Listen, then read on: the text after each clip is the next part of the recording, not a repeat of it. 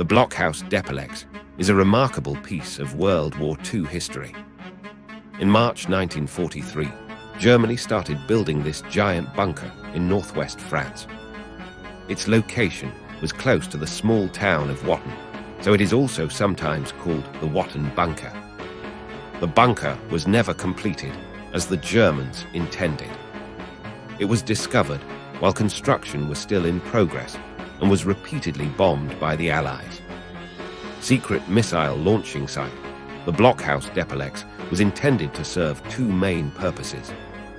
One was that it would be used as a factory to produce liquid oxygen. During the Second World War, liquid oxygen was used as a propellant to launch missiles. More importantly, the bunker would also be a site for launching missiles. It would be able to store 100 A4 ballistic missiles and would be able to launch up to 36 missiles a day. The intended targets of these missiles were London and the south of England. The bunker's location in northwest France brought this area within range of the missiles, as it was only 110 miles from London. The location was also ideal because it was on the route of two railway lines running between Saint-Omer and Calais. This would make it easy to bring materials and missiles to the bunker. The location was well hidden because of the surrounding Epaulettes forest. The area was also well stocked in the resources needed to construct a major, well-defended building. There were sand and gravel quarries nearby, as well as a cement factory. Other construction materials could be brought to the site by rail. It is estimated that it would have required 200,000 tons of concrete, as well as the 20,000 tons of steel to complete the bunker.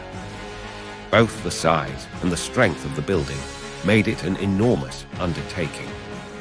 And of course, this all had to be done without being discovered by the Allies. The project was given the code name Kraftwerk Nordwest, Northwest Power Plant, to keep its true purpose as a missile launch site hidden. Building work begins. As so many men were needed to build this giant construction, more recruits were brought in from prisoner of war camps. These included Belgian, Dutch, Polish, and Soviet, as well as French prisoners of war. The building of the Blockhaus involved somewhere between 2,000 to 3,000 men. They were forced to work under appalling conditions. Building went on 24 hours a day, 7 days a week. Giant flood lamps were used to keep the men working through the night. They worked 12-hour shifts and only got a 20-minute break during their shift. Under these conditions, it was not surprising that the workers sometimes became ill or got injured. But they received no medical attention and many died. Those who survived their injuries but were unable to work were sent back to their camps. Discovery and destruction, it was no easy task to keep a construction project on that scale a secret, and it wasn't long before suspicions were aroused.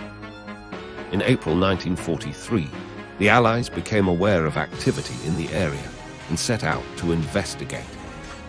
The Allies did not know what the Germans planned to use the bunker for, but given the amount of effort that was going into its construction, they realized it must be a pretty important project.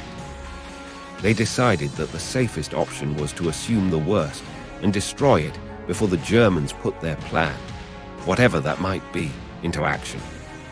The first attack took place on 27 August 1943.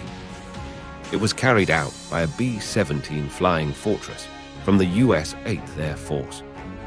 The attack was planned precisely so that it would strike while a new batch of concrete was still wet, causing it to spread everywhere. It then set firm, making a large part of the building completely unusable. The timing had also been planned to coincide with the break between shifts in order to minimize casualties. But because of the pressure to get through the day's work, the shift pattern had been changed. As a result, the attack killed hundreds of workers. The Germans did not give up the facility right away. Although it could no longer be used as a missile launching site, they did continue to use it to produce the liquid oxygen they required. The German engineers came up with a way of protecting the building while it was still being constructed. They designed a roof like a huge tortoise shell, which would cover the building while repairs and further construction work took place. As building continued, the roof would gradually be raised until it reached its final height. At 16 feet high, 5 meters thick, the roof was thought to be strong enough to withstand future air raids. However, the Allies returned with further attacks. The final decisive air raid took place in July 1944 when they dropped a tallboy bomb. This was one of the recently developed earthquake bombs. The bunker received irreparable damage. Most of the work of producing liquid oxygen was then moved to another site. By the time the site was finally captured on 4 September 1944, it had been abandoned.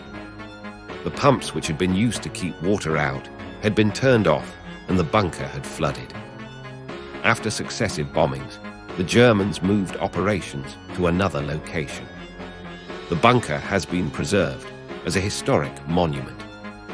It is an excellent example of a major military installation and was recognized as a historic monument in France in 1986. It has become part of a private museum, which offers a guided tour or on your own to let you walk around and explore this fascinating piece of military archaeology.